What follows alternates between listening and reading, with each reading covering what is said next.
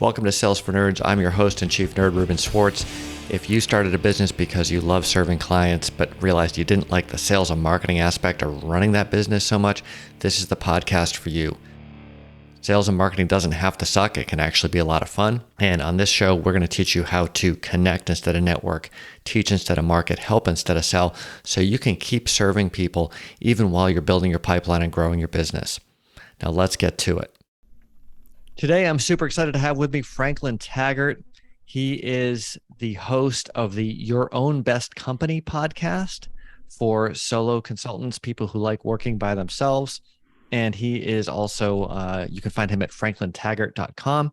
He helps folks who are dissatisfied with their career path find a more fulfilling and lucrative, I would say, journey. So thought he'd be a great guest to have on today.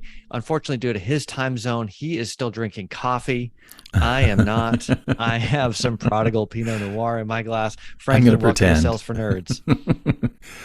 Thank you, Ruben. I'm delighted to be your guest today. And as you can hear already, Franklin has one of the best voices in the podcast industry. I mean, I feel like I'm on NPR or something.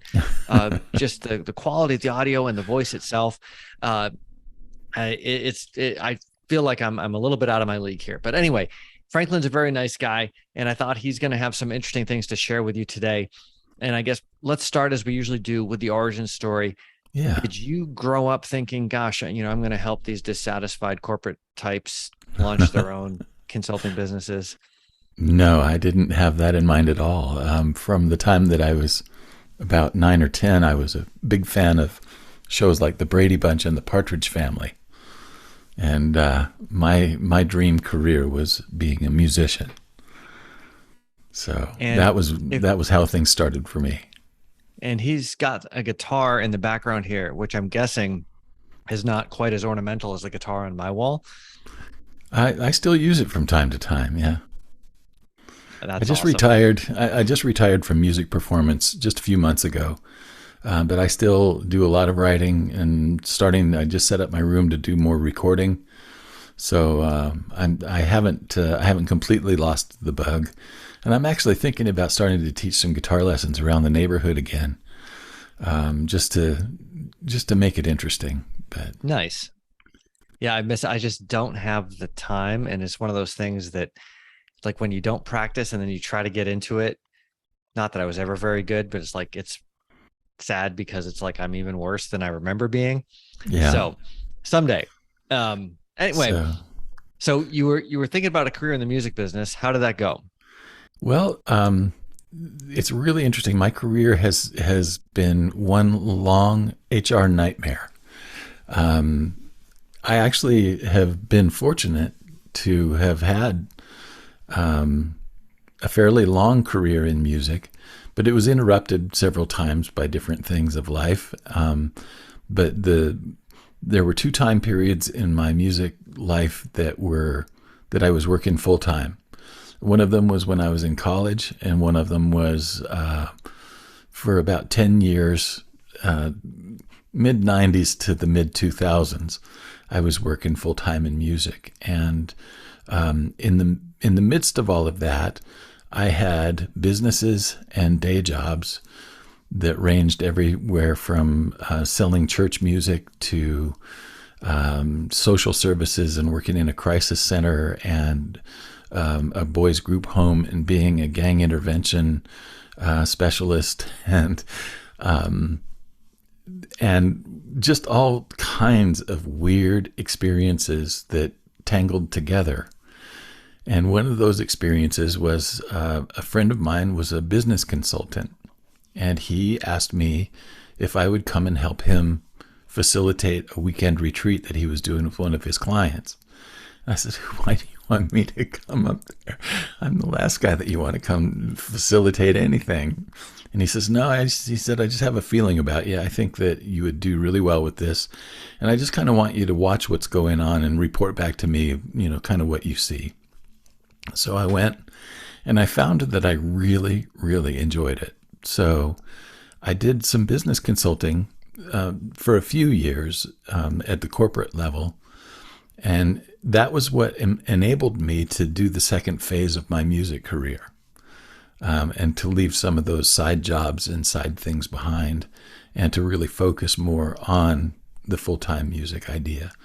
So I did the corporate consulting thing for a handful of years and then went full-time in music. And about 8 years into my full-time music career, I got sick. I got so sick. I had tendonitis in both of my arms, all the way from my wrist to my shoulders. And I couldn't perform. I couldn't play the guitar for longer than a few minutes without excruciating pain. And then all of that happened. And after about another year, I started to have really severe health problems, like organ failure and things like that. And they couldn't figure out what was wrong with me. I'd been hospitalized 6 times, I think, over the course of 2 years. And finally, they arrived at the fact that my thyroid was not operating correctly. And thankfully, once they treated that, a lot of the symptoms went away. And I was able to regain my health. I was able to start performing again. But during that weird interim time when I wasn't able to perform, I was still able to teach a little bit. But some people people who knew me, some of my guitar students, some of my friends, I lived in the DC area, so a lot of the folks that I knew were government employees. A lot of them started to come to me and say, I want to have a more creative career path, but I don't know where to start. Is that something that you could help me with? And I said, sure, I'd be happy to help you with that. And as I started to do that, I found I really like this. This is fun. This is really fun. And I enjoy it on par with the level that I enjoy music. And in fact, there are some ways that I'm more energized by this than I am even by performing, right? So when all was said and done, I didn't really have a frame that what I was doing was coaching. But ultimately, that's what I ended up realizing. And so ever since that time, that was around 2009, 2010, ever since that time, I've had 2 parallel tracks in my life of music and coaching. And the coaching now is the only full-time job that I have. It's kind of a nice thing. So I wanted to go back and ask actually about that first corporate retreat and then leading into what you said about when you started what you're doing today. You said you enjoyed that retreat much more than you thought you would. Yeah. What was it that lit the spark? I think the biggest thing that happened there was the quality of the communication that was going on.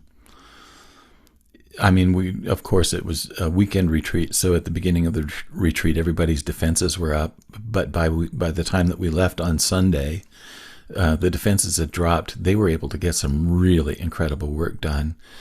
And there was an energetic shift that happened in the room that was serendipitous to all of us that were involved. So one of the things that I was really struck by was that I was helping to deliver a service, but I was equally blessed by the result. It was something that I was positively affected by, and that really spoke to me.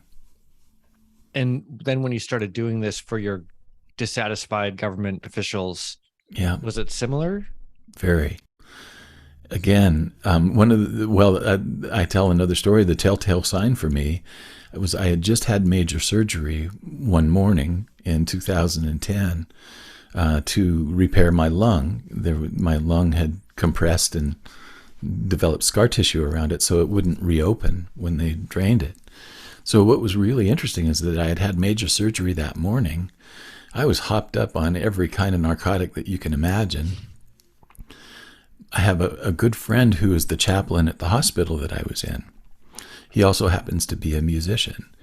And he came by to just do his job. He was going to check in on me, see how everything went, how I was feeling, if I needed anything, all of that kind of stuff.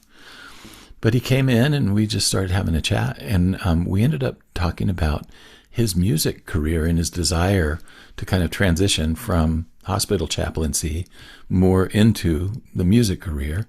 And we talked for 2.5 hours. And at the end of that 2.5 hours, I hadn't pushed my morphine button, and I was wired for sound and couldn't go to sleep. Huh. And I was just like, okay, this is something that I really, really have to pay attention to. Now, how did you get your first clients? They got me. I had no idea. Like I said, I didn't even call it coaching and was uncomfortable calling anything that I did coaching for the longest time. All I felt like that I was doing was just kind of, giving people a little bit of guidance here and there as far as their career was concerned. So the realization happened was when one of them said, what you're doing is coaching. And I said, no, it's not. This isn't coaching. I'm just being friendly, and I'm sharing what I know, And finally, it dawned on me that they were right, and that's what I was doing, and that I could actually cultivate a business around this. And Okay. I was about 1.5 years in before that happened. And like I said, people were just kind of asking me. Like I had a guitar student, and he wanted to have a rock and roll band, and he was in his mid-60s, and he had never thought he was going to be good enough to play in a band. Well, by and large, he started a band, and I taught him how to book the band, right? Those kinds of things just kept showing up, and before too long, I realized what was going on. Now, for somebody listening who's thinking, gosh, I'm stuck in a corporate dead end, or maybe not a dead end, but sort of a spiritual dead end, if you will, an energetic dead end, or you just left that, but you don't have a great plan. What should people be thinking about? How do they know that they're in this place, and what should they do next? I think one of the things that I found in common, and I've experienced this myself, is that there have been time periods in my work life when I've had this just extraordinary dissatisfaction. And I always love the exchange between Martha Graham and I'm trying to remember. This is kind of a famous quote about the divine dissatisfaction that the artist has, right? And I've found that most of the people who come to me either have that level of dissatisfaction, or they have a sense of restlessness that just won't go away. They've been doing the same thing for a while now, and they're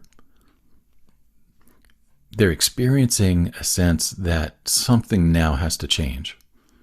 And so there's a restlessness that goes with that. And most of the time, the people that I'm working with come to me when they're in that stage. I just have to do something different, but I don't have any idea where to start. Okay, so where should they start? Because I'm sure that's a really simple thing to deal with. Well, I wish it were. Quite honestly, what I talk to them about most is, do they have a sense of, where they are in their life, and is there something important that they've felt led to do but have put off? Now, for some of them, that's as easy as, I've always just wanted to play an instrument, or I've always wanted to write a cookbook, or I've always wanted to be an artist, or I've always wanted to do this. For others, it's something along the lines where they just discovered, I heard a podcast and I thought, I could do that. And so I'd like to try that. So it's usually some kind of a creative aspiration that they've had that they either don't know how to start, or they've just pushed it aside for long enough that they can't push it aside anymore. The best examples of that I can give you are the folks that I loved to teach guitar lessons to were adult beginners, but most of them had wanted to play the guitar since they were a teenager. But here they were 40 years later, and they finally gave themselves permission to do it. And those were my favorite students because they were the ones who wanted it, right?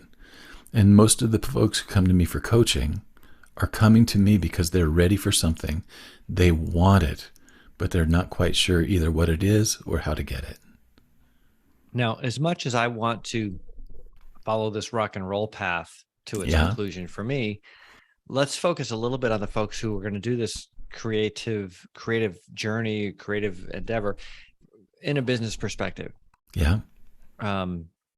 What should they be thinking about to actually turn that need or that restlessness or that creative spark into a real business that can let them leave the dull corporate job that is driving them nuts? I usually suggest that they start out as a side business first. That this is something that you can do. Like if you're going to start a band, you can start a band and just start playing for money on weekends. Like let's say that you can get just a couple of gigs a month, but that's enough right off the bat for you to stay engaged in it, to stay rehearsing, to keep mastering your craft, to keep working on, how the band works together, all of that kind of stuff. But don't leave your day job unless your day job leaves you. Right. I think for most folks, these things can start out as a side hustle. That's probably where I would start. And again, like I'm very intrigued and I keep wanting to go back to this rock and roll path too. But for folks who are trying to get a client that's maybe going to pay a little bit more than a gig for a 4-person band at a bar on Friday night, how do they get clients, right? Not everyone's going to be as lucky as you are to have people kind of gravitate towards them and drag them into their endeavor, I imagine. One of the things that I have that I think is different from any other kind of creative coach is that I look at it from a strategic perspective. Like, let's go ahead and talk about what are the gigs that you really want to play. And let's get away from the idea that you have to pay your dues. Okay. Because I think that dues paying thing is actually kind of a worn out trope in this day and age. Now, certainly you have to master your craft, and certainly you have to have something valuable to offer. If you don't have that, that's where we've got to work first. You have to have a viable, value proposition, or you just don't have the essential thing that you need in order to have a business. So we've got to work on that first. If you do have a viable value proposition, then let's talk about how you strategize and how you build the systems that you need to make that thing happen. And that takes time. It's not going to happen overnight. It's a long game, and you have to know what the stages of the game are. You have to be able to say, okay, this is one of those things where I'm at this stage right now, and this is what's appropriate at that stage in terms of strategy and planning and the tactics and tools that I use, right? So for like in the example of a musician, one of the things that I would look at is, have they ever played a professional gig before? Well, if they haven't played a professional gig before, they're not ready for Red Rocks. Right. That's not a leap that, if it does happen, great, but it's certainly a miracle and is not in the realm of, of strategic planning. So let me make sure I'm understanding these two parallel threads that I thought I had grasped, and they make perfect sense to me. Okay. Separately, but I'm trying to merge them together. So you said it earlier, the trope of paying your dues is overblown. Yeah. Like, let's go play the gig you want to play. And at the same time, if I want to go play Red Rocks, but I haven't played a bar before, I'm not ready for Red Rocks. I thought I got what you were saying in each case, but help me understand holistically what you're saying. Well, what I'm doing away with is the idea that you have to play for free for a really long time before you can be actually paid for what you do. And that's kind of the thing that I was trying to point at with the idea of paying your dues, right? One of the things that I think is really important is for people to identify who they want to play for. Because I really feel like that is where they can start right now. and they can start playing for those types of audiences right now. And I think that that's one of the things that a lot of musicians especially make the mistake of, is just taking any gig that they can get, just so that they can play for anybody. And then those gigs end up being, you know, the audience doesn't really care or like them, and they have a negative experience, and they leave questioning the purpose of their life, and they wonder, if this is really what they're supposed to be doing. I want to eliminate as much of that as I can. So one of the things that we look at is, who is your music for? If you're writing original music, is it for a specific group of people who are going through a specific kind of experience? And is your music a way to help them get from one side of where they are to the other, right? So we start to look at it as more than just, I want to play music and I want to play music for a living. Mm-hmm. Well, let's be more deliberate about it than that, and more intentional, and really identify, who is it that you're here to serve with your music? And let's think about it that way. And I'm imagining we could take your music and substitute your service, your offering, your whatever, and all of the same stuff applies, right? Yeah. Across the board. So it's all about, who are you trying to serve? What are you trying to help them do? Exactly. Now, for a lot of folks, especially if they've been through a long corporate career, they may have, one of the things that I see a lot is people have a lot of folks they could help. Yep. And they're having trouble deciding. And so they end up trying to do all of it, which usually leads to a lot of frustration. But what do you advise those folks? How can they sort of figure out, if they're not sure yet who their audience is, their core audience of raving fans, if you will, the folks who are going to line up early and get the front row, how do they go about figuring that out? There are two suggestions that I usually have. One of them is, you need to follow your curiosity. If there's a group of people that you're extraordinarily curious about and you want to know more about, start there. The other thing that I look at is that you need to be paying attention to who you care about. Is there a cause? Is there a group of people that you feel particularly led to show up for, right? Is there a commercial on late night television that you cannot resist giving your credit card number to, because of the look of that child on the TV? Do you care that much that you just can't not act, right? So those are some things that I look at as well. Who are the people that you really care about? Where are the communities that you're invested emotionally, right? Are there opportunities there? I have a core belief that community is the source of all opportunity. So if you start with the communities that you're already a part of, it's very likely that you're going to find audience there. That's a great point. And I think at the same time, I want to ask you another wrinkle on this, which is a lot of times people follow to some degree that advice, and they end up serving people who do need their help, but often have no money. Yeah. Right? Because they are the most needy.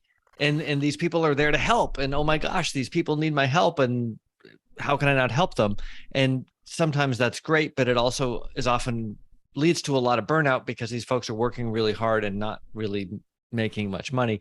What can people do there? They can create a business model, because there are ways to make money besides getting it from the person that is being served. There are other sources of money that can be tapped into, and you create a business model that brings those resources to the fore. I mean, it's one of those things. Again, I'm not saying that it's easy, but I'm saying that there is a way. And you highlighted something earlier in your story where you talked about your customer saying, "Hey, by the way, you're doing coaching," and you're like, "No, I'm not." Yeah. And there's that saying, I think it's from the old Porsche CEO, if you listen carefully enough to your customers, they'll tell you what business you're in, right? Like, people try to tell me what business I was supposed to be in, and I didn't want to listen. And people try to tell you, say, sometimes it's like we're not willing yet to, we have some hangups about what we're really doing. And I'm imagining you encounter that with your clients all the time. What do you tell them when they're starting to hear things from their customers that maybe they're resisting? Well, I always ask them if there's anything there that we ought to at least pay attention to. Is there something there? Maybe you're having some resistance to the way that they're talking about it, but is there something there? Is there a nugget that we can grab a hold of here that's actually going to help you understand yourself better? Well, let's just go ahead and entertain that. So one of the things that I'm going to help them do is to lower their defenses long enough that they can let in any kind of, any kind of silver lining that might be in what was just said about them, even though it doesn't fit with the way that they perceive themselves in the moment. So, and I may just be reading a little bit too much into my own story here, and what you were just sharing with me about coaching. It's almost like there's a sort of self-identity that is being violated by these, in many cases, great compliments. Yeah. And we're like, no, I'm not a coach, or whatever the thing is. Like, that's ridiculous. I'm just helping out some people. Yeah. Well, I had resistance to the whole idea of life coaches to begin with. I didn't think they were necessary. Right. And I still have a suspicious eye for most people who call themselves coaches, even though I'm one of them. Right. And I think part of it is because it's the easiest damn profession to get in. And all you have to do is give yourself a title and buy yourself a business card, and you're there, right? So the thing that's really interesting is that, yeah, anybody can be a coach, but the good coaches are the ones that other people talk about. There's probably a bunch of coaches listening right now who are hopefully in that camp that you're in, where they're actually helping people and not just slapping coach on a business card and calling it a day. What can they do that's going to help them sort of rise to the top or attract the right people? Because you're right, there's so many people entering the coaching business right now.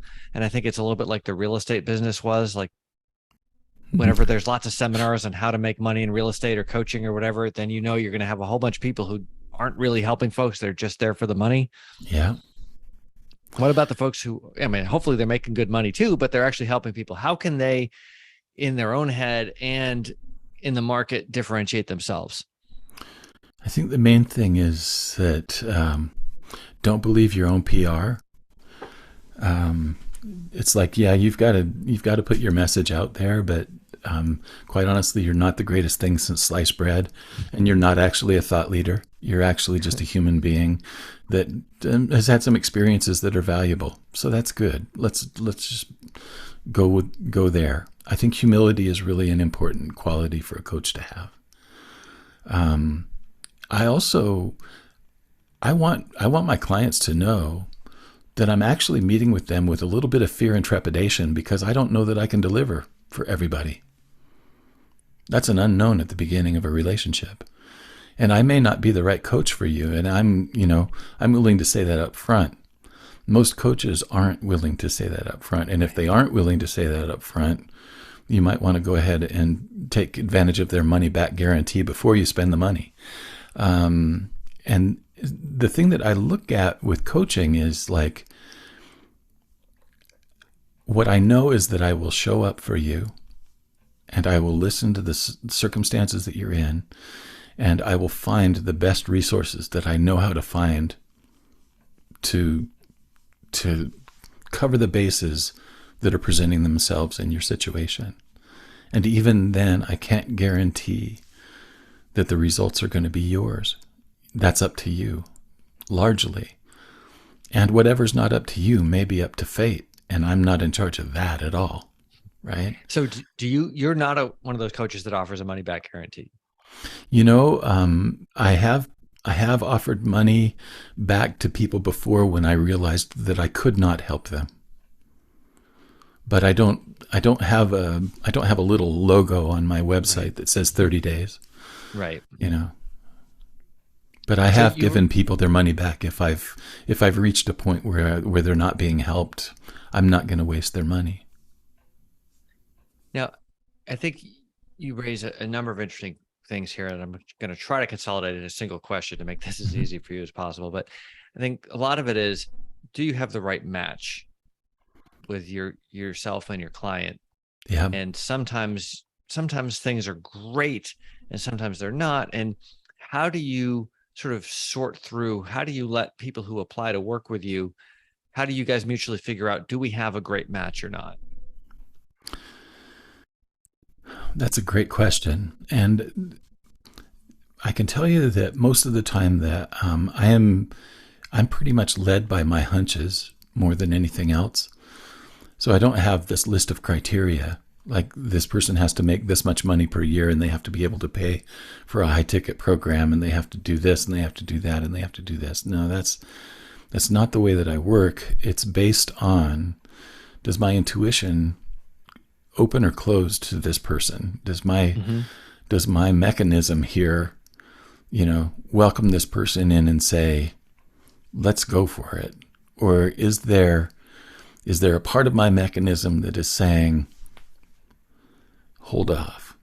I have to trust that more than anything else.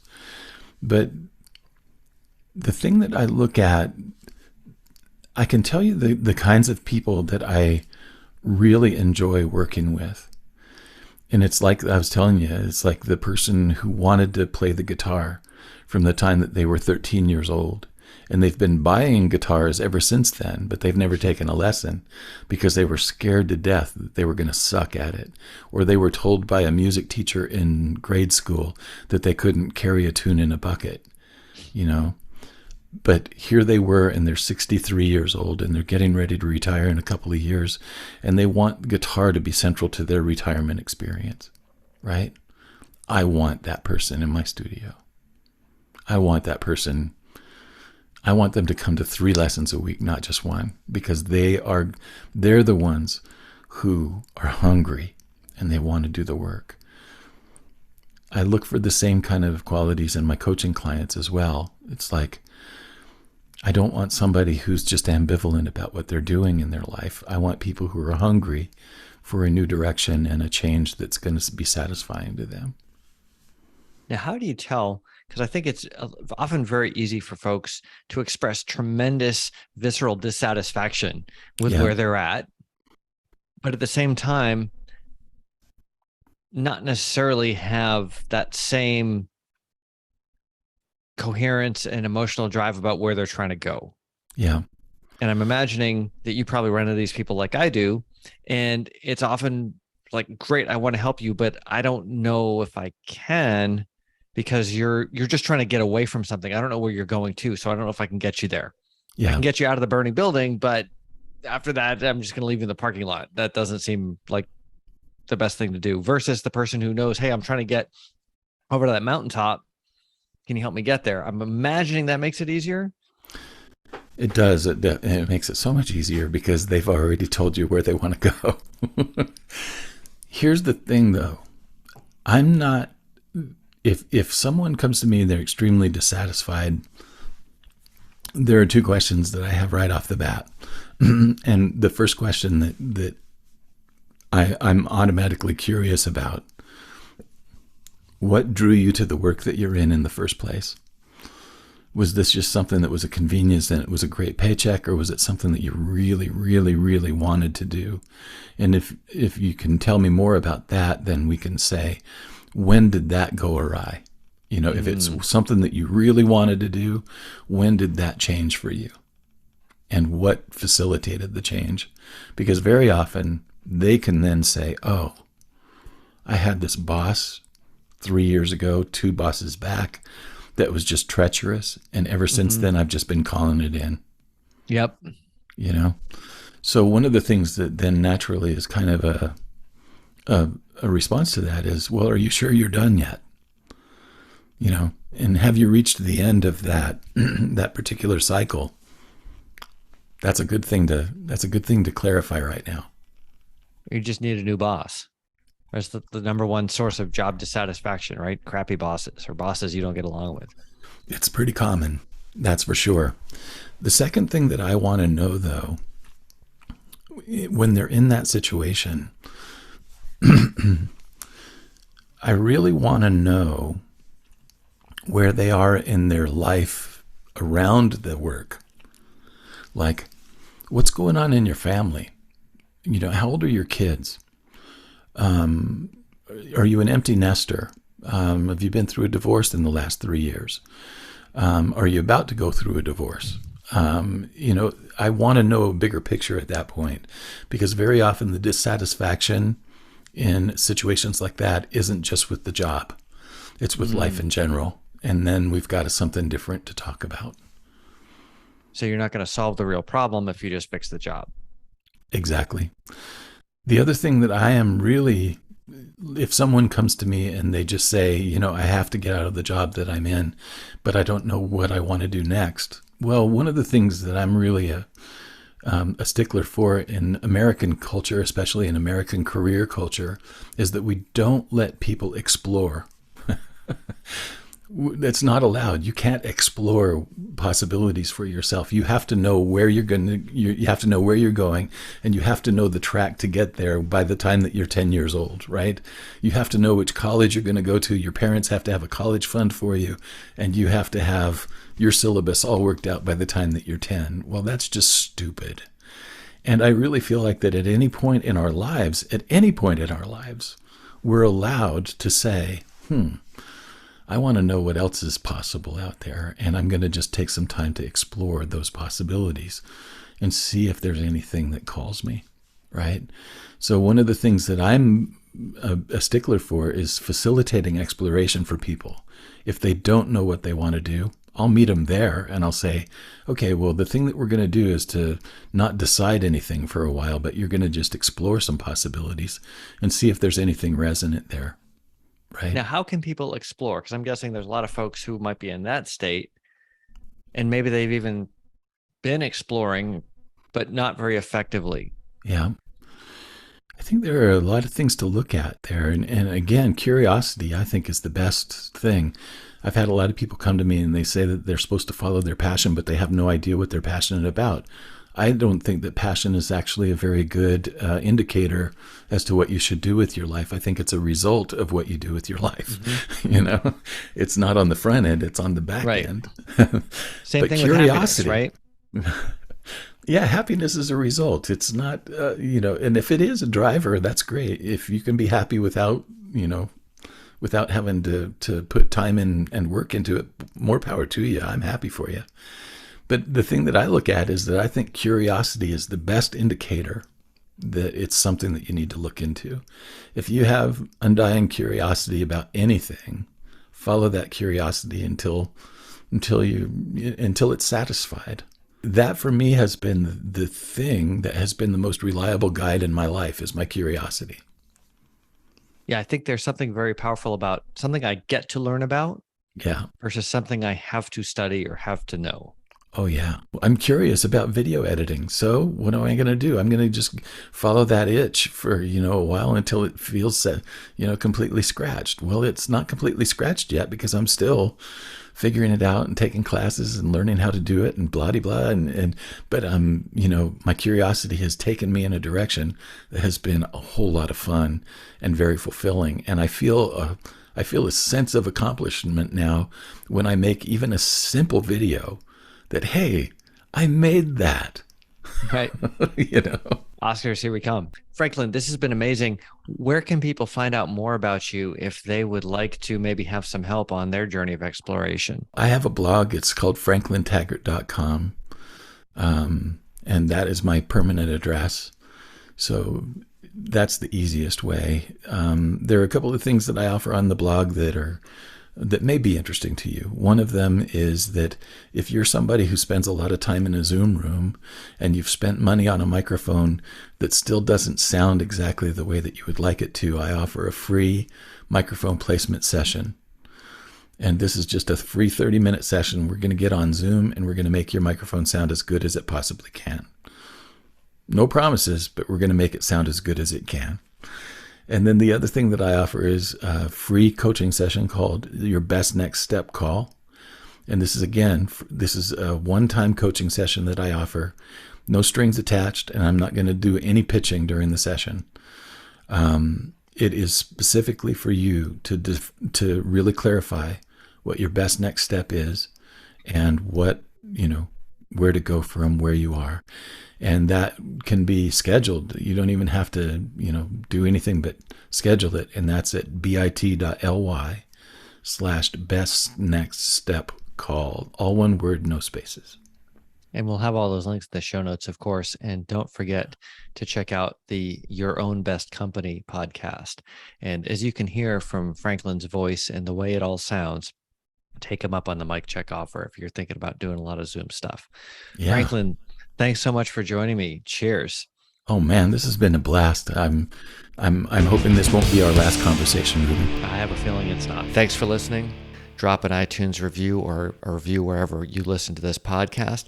If you've got a friend who would benefit from this episode, let them know about it. If you've got a friend who wouldn't benefit from this episode, but you just haven't talked to for a while, now's a great time to give them a call. Thanks for listening. Until next time.